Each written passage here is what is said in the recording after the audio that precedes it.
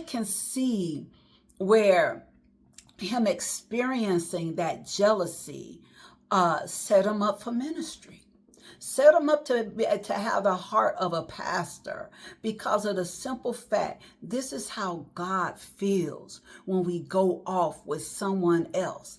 And God knows he's been good to you.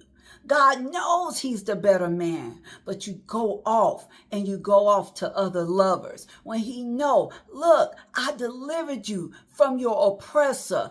I fed you in the wilderness. He's saying, I gave you direction when you needed water. I gave you water. I gave you heat at night, and I cooled you off during the day. I know I'm good to you. I know I was loving you right. And then you go off and you attend to other lovers. Yeah, he said, I'm a jealous God. So in that respect, I can understand the man of God's heart, especially when you put all that you can into a relationship, when you loving that person the way that they're supposed to be loved, and then they just walk away and they go on with someone else. When you know, when you put your all in to love them, right?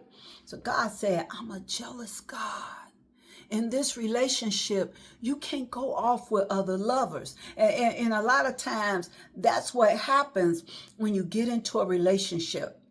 Sometimes it amazes me today in relationships how we invite other people into our space, into our intimate covenant relationships. And you don't realize how covenantal marriage is. It's a promise that you say before God, through death do us part. But sometimes people bring into their marriages, well, this is my friend Johnny. We've been best friends since we were 10 years old. And so, if you loving me, you're going to have to allow Johnny into this relationship too. Or, some women, they may say that, oh, I've had this best friend. Me and him, we've been friends since high school, and that husband ain't feeling it.